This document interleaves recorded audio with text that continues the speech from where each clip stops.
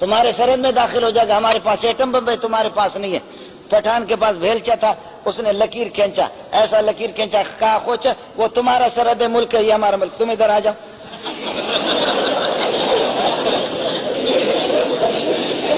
اب ایسا بھی خدا کا بندہ، بس وہ کہا کہ یہ چھوڑ نہیں رہا، بار بار کہہ رہے تم خوچا تم صبر کرو، ہمیں ایٹمی بم دھماکہ کرے گا. وہ کہتا کیوں نہیں کرتے ہو، اب تک بھی تمہارے پاس نہیں. پٹھان نے لکیر کھینچا، کہا وہ تمہارا ہندوستان ہے، یہ ہمارا، تم ہمارا ملک میں داخل ہو جائے گا، تم ہمارا ملک میں داخل ہو جائے گا، ہم تم کا دیکھتا ہے کہ تم کیسے داخل ہوتا. وہ ہندوستانی غریب سمجھ رہا تھا کہ شاید یہ پٹھان جو ہے نا یہ مذاق کر رہا ہے، کچھ اس میں کچھ سمجھ ہوگی، لیکن اس نے کیا کر دیا، قدم بڑھایا آگے، اس کی لکیر سے اس طرف جب داخل ہو گیا، پٹھان نے دے مارا بھیلچا اس کو سر پہ، ایک بھیلچا مارا، دوسرا مارا، اس کو ڈھیر کر دیا، وہ وہیں پر مرا. پولیس اور شرطی سعودیہ کے پہنچ کے انہوں نے کہا لماذا قتلتہ ایھا الافغان، افغان لماذا قتلتہ، کیوں قتل کیا، اس کو کیوں، کہتے خوچا ہمارے ملک میں داخل ہو رہا تھا. کہتے لماذا قتلتہ، کیوں قتل کیا، کہتے خوچا ہمارے ملک میں داخل ہو رہا تھا اس لیے ہم نے اس کو قتل کر دیا.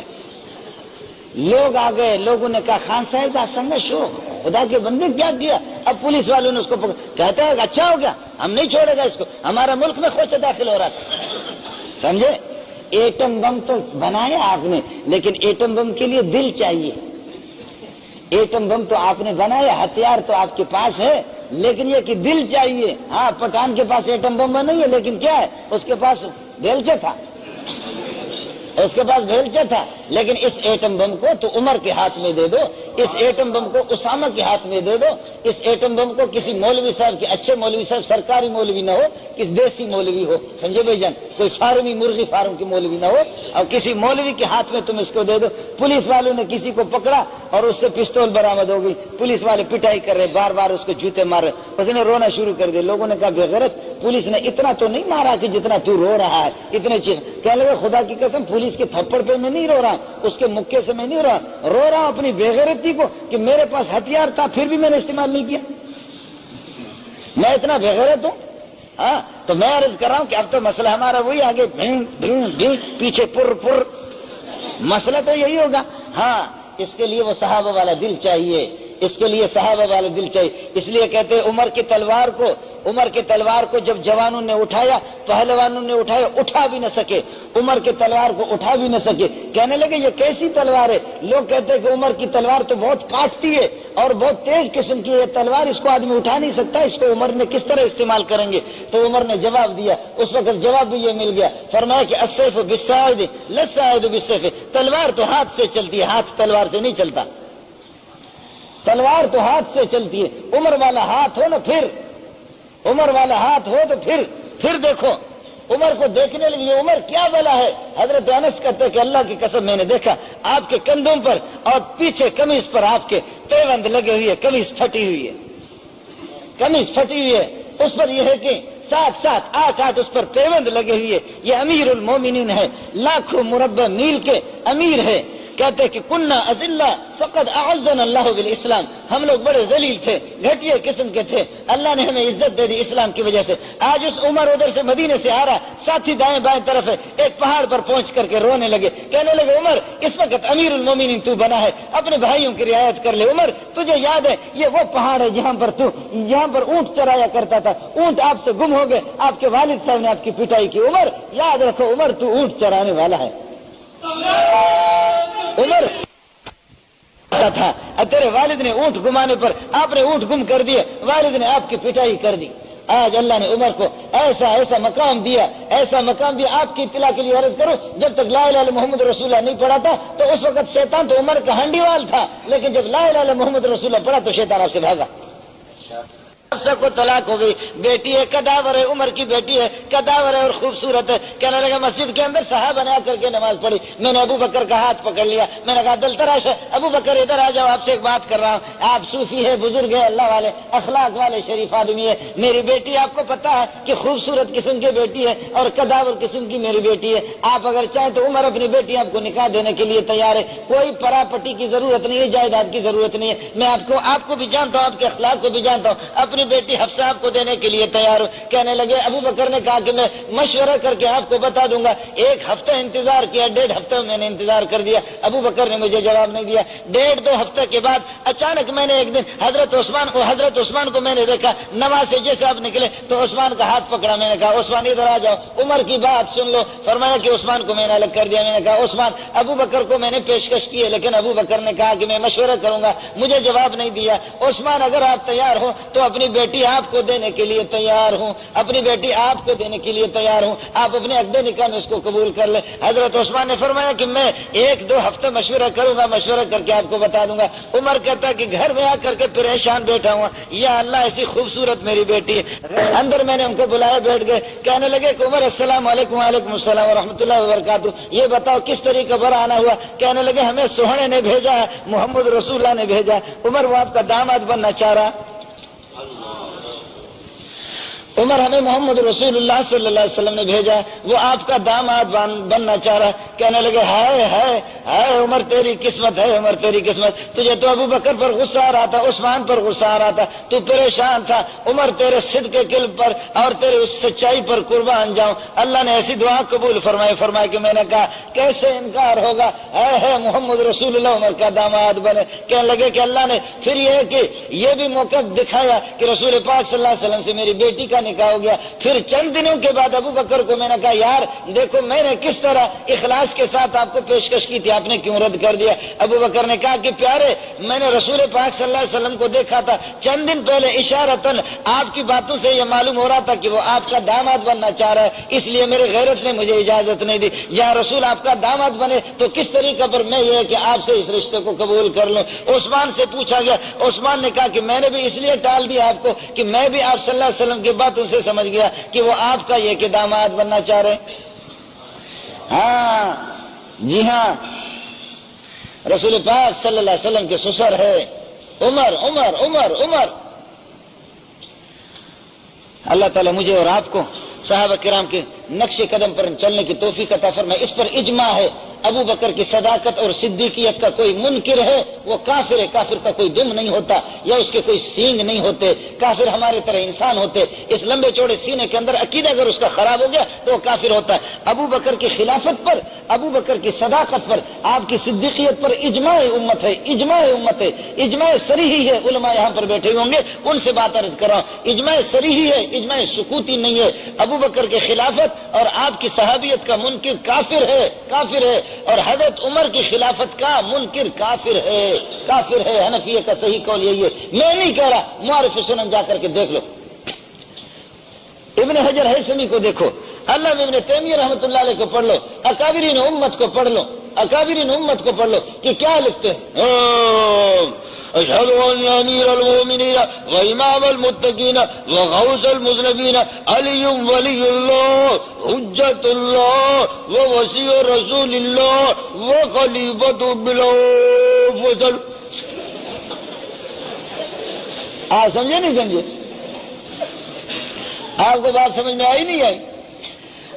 آزان، اللہ پاک نے اذان کو بنائے ایک لیول پر، اللہ اکبر اشہد ان لا الہ الا اللہ ایک سانس میں، اشہد ان لا الہ الا اللہ ایک سانس میں، اشہد ان محمد رسول اللہ ایک سانس میں، اشہد ان محمد رسول اللہ ایک سانس میں، اشہد ان امیر المومنین و امام المتقین وغوث المذنبین علی ولی اللہ حجت اللہ ووصی رسول اللہ وخلیفۃ بلا فضل۔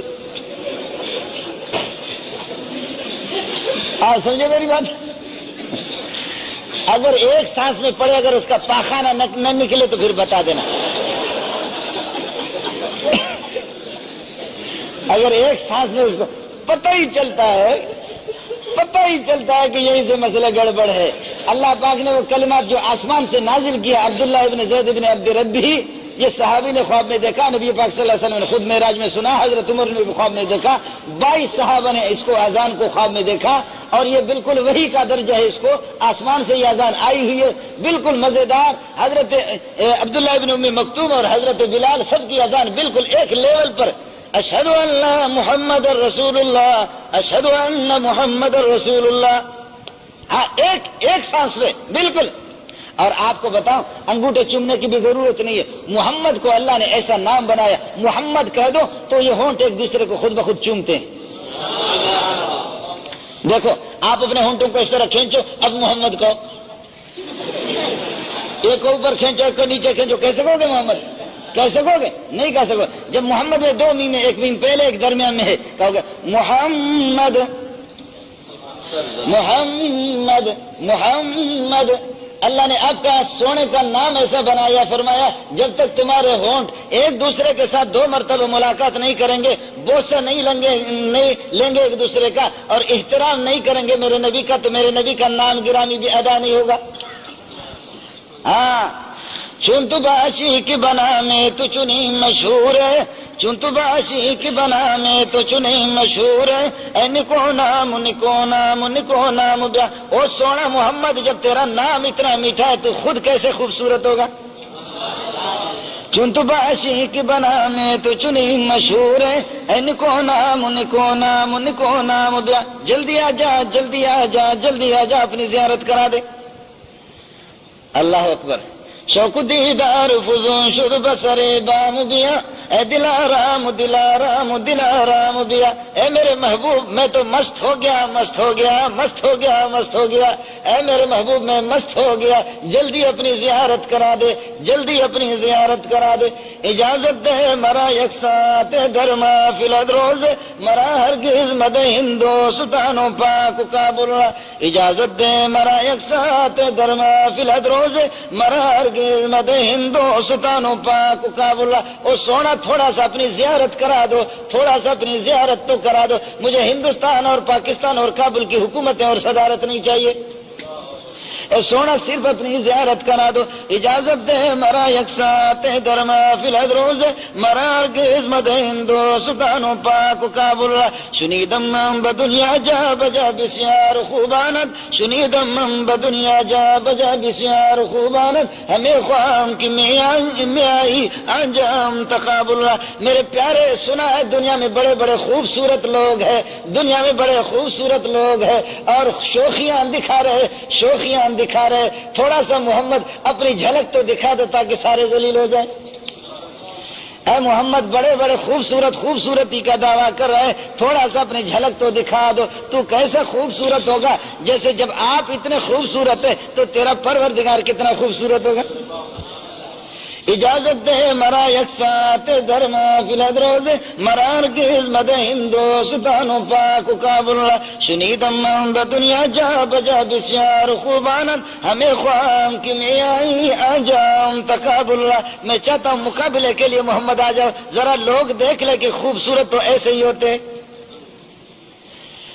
ہم لوگ حرم میں بیٹھے ہوئے تھے, میرے حضرت ہے اور میرے ہم زلف بھی ہے مولانا قمر الدین صاحب, بڑے بزرگ ہے, 60-70 سال ان کی عمر ہوگی, حضرت تھے اور کچھ کراچی کے علماء تھے.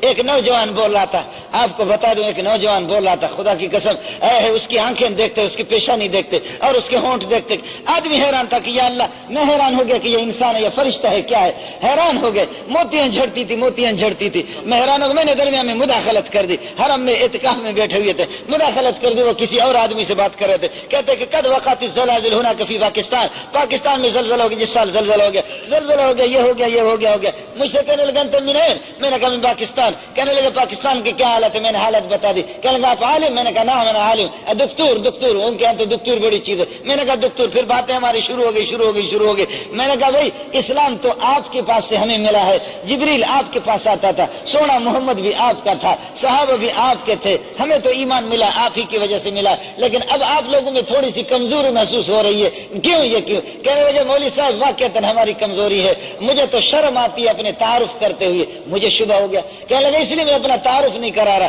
میں نے کہا یار تعارف کرا لے.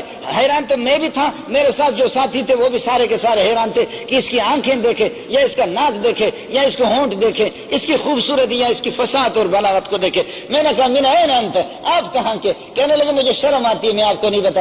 حال سمیت جریر ابن عبداللہ, آپ نے جریر ابن عبداللہ سنا ہے؟ میں نے کہا نام جریر ابن بن عبداللہ البجلی، جریر بن عبداللہ البجلی صحابی رسول کہنے لگا ہاں، میں نے کہا نبی نے فرمایا کہ یوسف حاضر امت، میری امت کا یوسف یہی ہے۔ اتنا خوبصورت صحابی تھا، اتنا خوبصورت تھا، نبی پاک صلی اللہ علیہ وسلم نے فرمایا کہ یوسف حاضر امت، کہ میری امت کا یوسف جریر بن عبداللہ البجلی ہے۔ میں نے کہا جانتا ہوں۔ کہنے لگا ہاں آپ معلوم ہوتا ہے کہ آپ ملا ہے؟ میں نے کہا جی ہاں ملا تو ہوں، لیکن یہ کہ میں اس کو کیا بتا دوں کہ تیری آنکھوں نے تو مجھے پاگل بنا دیا، تیری پیشانی نے پاگل بنا دیا، تیرے ہونٹوں نے مجھے پاگل نہیں بنا دیا، سارے دیکھنے والوں کو پاگل بنا دیا۔ میں نے کہا اب تو تعارف کر لے، تو جریر بن عبداللہ کی تعارف تو میں نے اس کے سامنے کر دیا۔ میں نے کہا وہ اتنا خوبصورت تھے، نبی نے فرمایا کہ یہ کہ میری امت کے یوسف تو یہی ہے۔ کہنے لگے، ہنسنے لگے، کہنے لگے آپ کو بتا دوں میں جریر بن عبداللہ کی اولاد میں سے ہوں۔ ہے اتنا خوبصورت تھا، اتنا خوبصورت تھا۔ اندازہ کرو مسلمانوں، اللہ آپ سے راضی ہو، اللہ آپ کی اس بیٹھنے کو قبول فرمائے، اللہ آپ کی اس مجلس کو قبول فرمائے۔ میری دعا ہے اس گناہگار کی، خدا میرا اور آپ کا خاتمہ ایمان پر کر دے۔ اللہ تعالیٰ مجھے اور آپ کو صحابہ کرام کے نقش قدم پر چلا دے، اللہ تعالیٰ ہمیں عمر کے نقش قدم پر چلا دے، ابو بکر عمر عثمان علی کے ساتھ ان کے ساتھ ہمارا حشر ہو، انہی کے ساتھ اللہ ہمیں اٹھائے، انہی کی رفاقت اللہ ہمیں نصیب فرمائے، سوڑے محمد اور 1.25 لاکھ انبیاء کی زیارت اللہ ہمیں کرا دے، خاتمہ ہمارا ایمان پر ہو، اور اللہ پاک یہ ہے کہ صالحین، شہداء، غوث اور ابدال، کتب، بزرگان دین کے ساتھ ہمارا حشر کر دے، بے ایمانی کی زندگی سے بچا دے، بغاوت سے بچا دے، اپنی نافرمانی سے بچا دے۔ میں انہی باتوں پر اکتفا کرتا ہوں۔ اللہ آپ سے راضی ہو، اس مسجد کے منتظمین سے راضی ہو، میرے بھائیوں سے، نوجوانوں نے جنہوں نے اس پروگرام کا اہتمام کیا ان سے بھی راضی ہو، جن علماء کرام نے بڑے اچھے اچھے بیانات کیے، میرے ٹوٹے پھوٹے کیف و متفق بے ترتیب سے کلمات تھے، اللہ تعالیٰ میرے ٹوٹے پھوٹے ان کلمات کو اپنی بارگاہ میں قبول فرمائے۔ ایمان کی دعا کرو، ایمان کی دعا کرو، صحابہ کرام کے نقش قدم پر چلو، جنہوں نے ان کو دیکھا ہے، جو ایک دفعہ انہوں نے دیکھا، خدا کی قسم وہ تڑپ رہے، جن لوگوں نے صحابہ کو خواب میں بھی دیکھا ہے، نبی کو خواب میں دیکھا، وہ اس دنیا سے گئے، جنہوں نے ایک مرتبہ محمد کو دیکھا نا، ایک مرتبہ دیکھا، صحیح دیکھا ہے، صحیح آپ کو اصلی شکل میں دیکھا، صحابہ کو خواب میں دیکھا، وہ اس دنیا کے نہیں رہے، وہ پاگل ہو گئے، وہ پاگل ہو گئے، وہ پاگل ہو گئے۔ ہاں اللہ ہم سب کو پاگل بنا دے، ایسا پاگل بنا دے، اللہ ہمیں سوڑے کی زیارت کرا دے، خدا ہمیں سوڑوں کے ساتھ اٹھا دے، ان کے نقش قدم پر اللہ ہمیں چلا دے، امت مسلمہ سے اللہ راضی ہو، امت مسلمہ کی دستگیری فرما دے، امت مسلمہ مرحومہ پر رحم فرما دے، امت کی نغزشوں کو معاف کر دے، امت کے گناہوں کو معاف کر دے، مسلمان گاجر اور مولی کی طرح کٹ مر رہے، اللہ تعالیٰ کی دستگیری فرما دے، اپنے رحم کا معاملہ فرمائے، کرم کا معاملہ فرمائے، فضل کا معاملہ فرمائے۔ اللہ تعالیٰ یہ ہے کہ ہم سب سے راضی ہو، ہمیں اپنے آپ سے راضی کر دے، صحابہ کے نقش قدم پر چلا دے۔ واقول قولی ھذا واخر دعوانا الحمد للہ رب العالمین۔